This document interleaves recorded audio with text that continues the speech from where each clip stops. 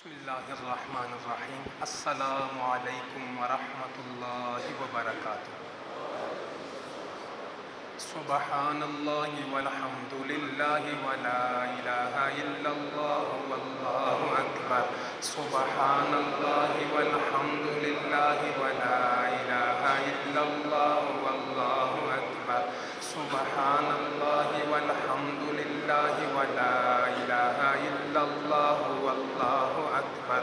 سبحان اللہ والحمد للہ ولا الہ الا اللہ واللہ اکبر۔ سبحان اللہ والحمد للہ ولا الہ الا اللہ واللہ اکبر۔ سبحان اللہ والحمد للہ ولا الہ الا اللہ واللہ اکبر۔ سبحان اللہ والحمد للہ ولا الہ الا اللہ واللہ اکبر۔ سبحان اللہ والحمد للہ ولا الہ واللہ اکبر۔ سبحان اللہ والحمد للہ ولا الہ الا اللہ واللہ اکبر۔ سبحان اللہ والحمد للہ ولا الہ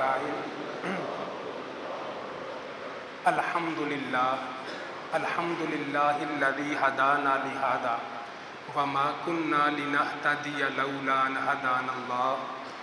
یا رب لک الحمد کما ینبغی لجلال وجہک وعظیم سلطانک۔ سبحان اللہ وبحمدہ عدد خلقہ ورضا نفسہ وزنۃ عرشہ ومداد کلماتہ۔ اللہم صل علی سیدنا محمد کما تحب وترضی لہ۔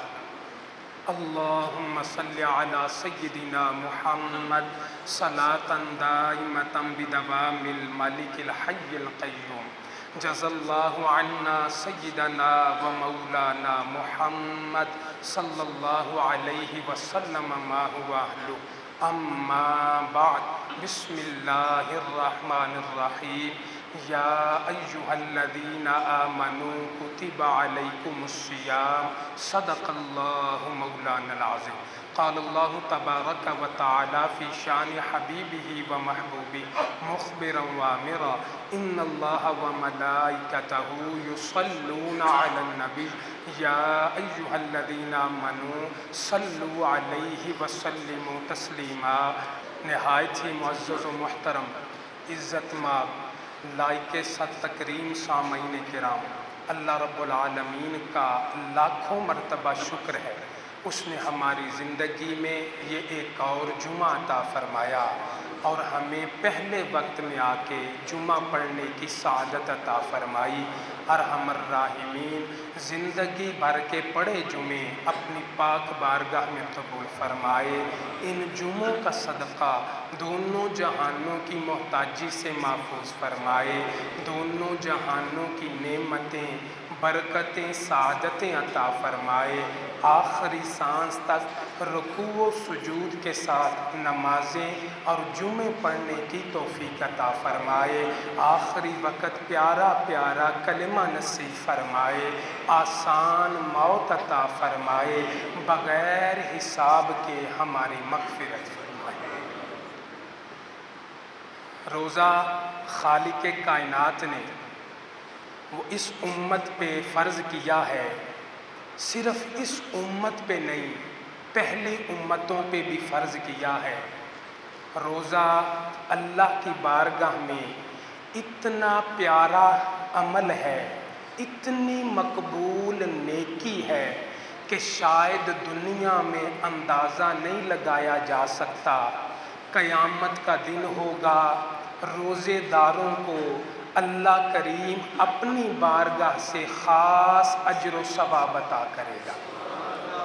ایک نہایت ہی پیارا تذکرہ، بڑا دلچسپ بھی ہے، جو روزے کی فضیلت کو، روزے کی عظمت کو بیان کرتا ہے۔ آپ جانتے ہیں کہ دنیا میں انصاف کے تقاضے پورے ہوں یا نہ ہوں، وہ قبر میں اور قیامت کے دن انصاف کے تقاضے پورے ہوں گے۔ وہ عدل کیا جائے گا، ایک ایک چیز کا بدلہ دیا جائے گا۔ احادیث مبارکہ میں یہ مضمون ہے، فرمایا کہ مرنے والا اپنی قبر میں ہے، وہ اگر گناہگار ہے، عذاب کا مستحق ہے تو عذاب آنا چاہے گا، لیکن مرنے والے کی ایک عادت تھی، روزانہ رات کو سورہ ملک کی تلاوت کرتا تھا۔ تو وہ سورہ ملک جو 5 منٹ میں پڑھی جاتی ہے، وہ اس آدمی کے اور عذاب والے فرشتوں کے درمیان آ جائے گی، عذاب نہیں دینے دے گی۔ فرشتے کہیں گے ہم سرکار کے کام میں پابند ہیں، ہمیں رکاوٹ نہ ڈالو، یہ عذاب کا مستحق ہے، یہ اس کا اعمال نامہ ہے۔ سورہ ملک کہے گی گناہگار ہے، جیسا بھی ہے، لیکن روزانہ میری تلاوت کرتا تھا، میں اسے عذاب نہیں ہونے دوں۔ احادیث مبارکہ میں اور آگے چلیے مضمون ہے، وہ فرشتے دوسری طرف سے آنا چاہیں گے کہ مرنے والے کو قانون کے مطابق عذاب دیا جائے۔ سورہ ملک وہ بھی دوسری طرف آ جائے گی، فرشتے سر کی طرف سے آنا چاہیں گے، سورہ ملک سر کی طرف سے آ جائے گی، عذاب نہیں دینے دیں گی، حتیٰ کہ فرشتے عرض کریں گے مولا ہم تیرے حکم کے پابند ہیں، لیکن تیرا یہ پاکیزہ مبارک کلام ہمیں ذمہ داری ڈیوٹی پوری نہیں کرنے دیتا، عذاب نہیں دینے دے رہی۔ فرشتوں کی اس التجا کے بعد اللہ کریم سورہ ملک سے کلام فرمائے گا۔ سورہ ملک عرض کرے گی مولا جیسا بھی تھا، گناہگار تھا، روزانہ میری تلاوت کرتا تھا، میں اپنے ہوتے ہوئے اسے عذاب نہیں دینے دوں۔ اللہ کریم کی طرف سے فیصلہ آ جائے گا، فرشتوں اس صورت کی سفارش کی وجہ سے میں نے اپنے بندے سے عذاب کو معاف فرما دیا۔ تو یہ کلام، یہ اعمال اتنی طاقت والے ہیں کہ فرشتے بھی ان کے سامنے اللہ کی بارگاہ میں عرض کرتے مولا عذاب نہیں ہونے دیتے۔ اب دیکھیے اسی طرح کا معاملہ قیامت کے دن بھی ہوگا۔ آج گرمی میں، سردی میں، بھوک پیاس کاٹ کے ہم روزے رکھتے ہیں، ہم سمجھے کہ فرائض پورے ہو گئے، رسم پوری ہو گئی، بات مکمل ہو گئی۔ نانا یہاں بات مکمل نہ ہوئی، روزے داروں کی بات تو قیامت کو مکمل ہو۔ قیامت کا دن کون سا ہے؟ جسے یوم الجزا کہا گیا، جسے بدلے کا دن کہا گیا، جسے عدل و انصاف کا دن کہا گیا۔ اس دن پورا پورا بدلہ دیا جائے گا، کسی کے ساتھ زیادتی نہیں، کسی کے ساتھ ظلم نہیں۔ آج دنیا میں کسی نے دوسرے پہ ظلم کیا، زیادتی کی، مسلمان کا دل دکھایا، 1 روپے کا بھی حق مارا ہے، قیامت کے دن وہ مظلوم آ جائے گا، اللہ کی بارگاہ میں فریاد کرے گا مولا اس بندے نے فلاں زیادتی کی، میرے ساتھ فلاں ظلم کیا، کیا چاہتا ہے؟ آج میں بدلہ چاہتا ہوں، آج مجھے انصاف چاہیے۔ دنیا میں تو میں کمزور تھا، لوگ زیادتی کر جاتے تھے، مولا آج تیری عدالت ہے، مجھے انصاف چاہیے۔ اور قیامت کا انصاف کیا ہوگا؟ علماء نے فرمایا کہ جتنا ظلم کیا اتنی مقدار میں مظلوم کے گناہ اٹھائے جائیں گے، اٹھا کے ظالم کو دے دیے جائیں گے، اور اتنی مقدار میں ظالم کی نیکیاں وہ اٹھا کے مظلوم کو دے دی جائیں گی۔ یہ آپس میں انصاف ہو گیا، بدلہ پورا ہو گیا۔ اسی طرح روزے دار بھی آئیں گے، چونکہ انسان تھے، غلطی ہو گئی، کوتاہی ہو گئی، حق تلفی ہو گئی، چاہیے تو یہ دنیا میں معافی کروا لیں، برابری کروا لیں، لیکن میں روزے کی اہمیت کو بتانا چاہتا ہوں۔ ادھر سے مظلوم آئے گا، آ کے عرض کرے گا مولا اس نے ظلم کیا، اس نے زیادتی کی، میرے بندے کیا چاہتا ہے؟ مولا تیرا انصاف چاہتا ہوں، میرے اتنے گناہ اسے دیے جائیں، اس کی اتنی نیکیاں مجھے دے دی جائیں۔ فرشتے حساب کریں گے، جتنے گناہ بنیں گے وہ مظلوم کے اٹھا کے روزے دار کو دینے لگیں گے کہ اچانک روزہ درمیان میں آ جائے گا۔ وہ کہے گا تم نے اس سے گناہ تو لے لیے، اب میں اس بندے پہ گناہ رکھنے نہیں دوں گا، اس کے نامہ اعمال میں اور بوجھ نہیں بننے دوں گا۔ فرشتے کہیں گے کار سرکار میں مداخلت نہ کرو، ہماری ڈیوٹی ہے، ہم نے پوری کرنی ہے۔ روزہ کہے گا ساری زندگی یہ مجھ سے وفا کرتا رہا، گرمی کا دن تھا، سردی کا دن تھا، بھوکا پیاسا اللہ کی رضا کے لیے مجھے رکھتا رہا، میں کبھی بھی گناہ نہیں آنے دوں گا۔ چنانچہ گناہ اس طرف سے تو اٹھ گئے، اب درمیان میں ہیں، روزے دار پہ روزہ گناہ آنے نہیں دیتا۔ اب وہ آدمی بھی خوش ہو گیا، میرے گناہ ختم ہو گئے، ادھر جائیں یا نہ جائیں یہ ان کا آپس میں معاملہ ہے۔ پھر مظلوم عرض کرے گا مولا آدھا انصاف تو ہو گیا، بدلہ مل گیا، میرے اتنے گناہ تو چلے گئے، لیکن مولا اتنی نیکیاں نہیں آئیں، مجھے وہ نیکیاں بھی چاہیے۔ اللہ کے حکم سے فرشتے اس کی نیکیاں نکال کے روزے دار کی نیکیاں لے کے دینا چاہیں گے، پھر روزہ درمیان میں آ جائے گا، کہے گا ایک نیکی بھی کم نہیں ہونے دوں گا۔ فرشتے کہیں گے دیکھو تو صحیح یہ ظالم تھا، اس نے زیادتی کی، مسلمان کا حق مارا، گالی دی، جھوٹ بولا، یہ اس کا حق بنتا ہے اتنی نیکیاں دی جائیں۔ روزہ کہے گا جو کچھ بھی تھا رمضان میں پابندی سے روزہ تو رکھا کرتا تھا، میں ایک نیکی کم نہیں ہونے دوں گا۔ معاملہ بڑھتے بڑھتے اللہ کی بارگاہ میں پہنچے گا، مظلوم کے گناہ تو کم ہو گئے، وہ لٹکے ہوئے ہیں، روزہ نیکیاں آنے نہیں دیتا۔ فیصلہ کیا ہوگا؟ اچانک اوپر سے آواز آئے گی میرے فرشتوں چونکہ میری رضا کی خاطر یہ روزے رکھا کرتا تھا، اس کی ایک نیکی کم نہ کرو، میرے خزانوں سے اسے نیکیاں عطا کرو۔ تو یہ روزے دار ہے قیامت کے دن جس کی اللہ کریم خاص مدد فرمائے گا۔ اب وہ حدیث پاک سنیے، آقا کریم نے فرمایا ہمارا اللہ فرماتا ہے روزہ میرے لیے جزا بھی میں عطا کروں گا۔ تو روزہ رکھنے والا کتنا خوش نصیب ہے جہاں روزے کی وجہ سے اسے دنیا میں انعام ملتا ہے، دنیا میں فائدہ ملتا ہے، دنیا میں برکت ہوتی ہے، اللہ کریم قیامت کے دن اسے عزتیں عطا فرمائے۔ علماء کرام نے فرمایا ہم اعمال کرتے ہیں، 100 قسم کی نیکیاں ہیں، لیکن کسی نیکی کا اثر تھوڑی دیر، کسی کا زیادہ، کسی کا صبح سے دوپہر تک رہا، کسی کا عصر تک رہا، کسی کا شام تک رہا۔ نیکی کے اثرات اور فائدے ہیں۔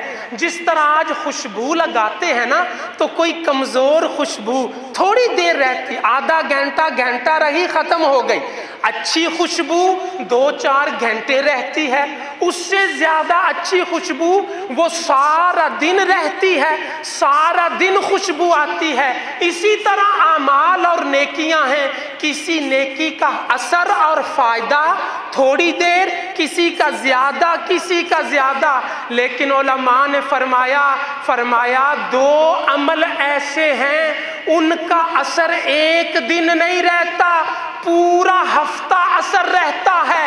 پورے ہفتے ان کی برکتیں رہتی ہیں۔ پوچھا گیا وہ 2 عمل کون سے ہیں کہ پورے 7 دن ان کی برکتیں رہتی ہیں؟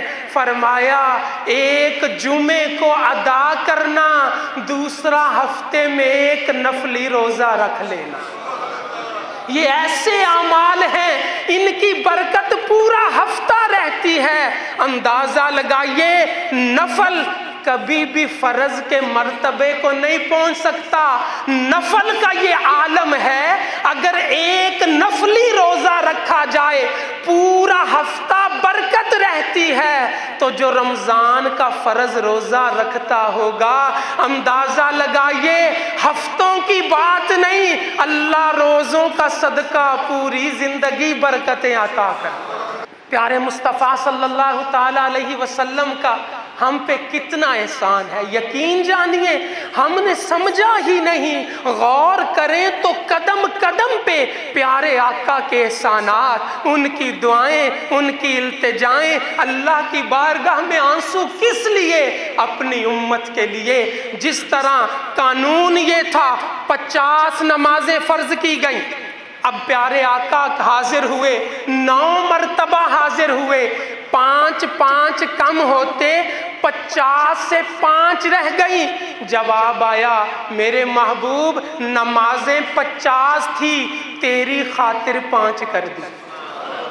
اب فیصلہ یہ ہے جو تیرا امتی، جو میرا بندہ 5 نمازیں پڑھے گا میں ثواب 50 کا عطا کروں۔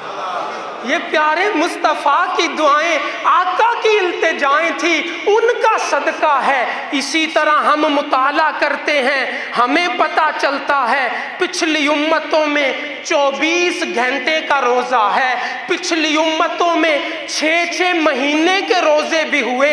ہم پہ نہ 6 مہینے کے روزے ہوئے، نہ 24 گھنٹے کا روزہ ہوا، پورے سال میں 1 مہینہ روزے، اور وہ بھی 14-12 گھنٹے کا روزہ، 24 گھنٹے کا نہیں۔ مولا کریم تیرے پچھلے بھی بندے تھے، یہ بھی تیرے بندے ہیں، ان کے روزے 6 مہینے کے، ان کے روزے 24 گھنٹے کے، ان کے 1 مہینے کا روزہ، ان کا 14 گھنٹے کا روزہ، اتنا فرق کیوں ہے؟ بندوں میں تو کوئی فرق نہیں۔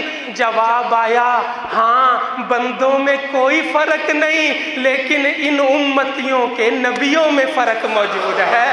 اس نبی کا صدقہ، تمہارے نبی کی دعاؤں کا صدقہ، جس طرح میں نے نمازیں آسان کر دی، میں نے رمضان کے روزے بھی آسان کر دیے ہیں۔ تو اللہ کریم کا خاص کرم، مصطفیٰ کی دعاؤں کا صدقہ، ہم پہ تو روزے بالکل آدھے ہو گئے، آسان ہو گئے۔ خوش قسمت ہے وہ مسلمان جو رمضان کے پورے روزے رکھتا ہے، سحری افطاری کرتا ہے، روزوں کی وجہ سے رمضان کو راضی کرتا ہے۔ یاد رکھیے روزے رکھنے والا محروم نہیں رہتا۔ بزرگان دین کا ایک عمل تھا، ایک طریقہ تھا، روحانیت کی منزلیں طے کرتے کرتے وہ جب لوگ رک جاتے، ان کی منزل آگے نہیں بڑھتی، کسی وجہ سے رکاوٹ آ جاتی تو بزرگوں کے پاس آتے، جی منزل رک گئی، ہماری ترقی رک گئی، آگے بڑھنا رک گیا، کیا کریں؟ سب سے پہلا کام وہ کرواتے، فرماتے نفلی روزے رکھو۔ وہ بندہ جس کی ترقی رک گئی وہ نفلی روزے رکھتا، جو ہی روزے پورے ہوتے اللہ ترقیاں عطا فرما۔ علماء نے فرمایا اگر دنیا میں ترقی چاہتے ہو، اگر عزتیں چاہتے ہو، اگر برکتیں چاہتے ہو، کسی بھی وجہ سے تمہاری دنیا کی ترقی رک گئی، آسان طریقہ ہے نفلی روزے شروع کر دو، اللہ ترقیاں عطا کرے گا۔ نفلی روزے شروع کرو، اللہ کاروبار میں برکت دے گا، اللہ مال میں برکت دے گا، اللہ جان میں برکت دے گا، اللہ اولاد میں میں برکت دے گا، اللہ نفلی روزوں کی وجہ سے انشاءاللہ ساری زندگی میں برکتیں عطا کرے گا۔ اللہ کریم ہم تمام کو یہ رمضان کے روزے ساری زندگی محبت کے ساتھ، پیار کے ساتھ، خوشی کے ساتھ رکھنے کی توفیق عطا فرمائے۔ اللہم ومولانا محمد اللہم صلی علی ومولانا محمد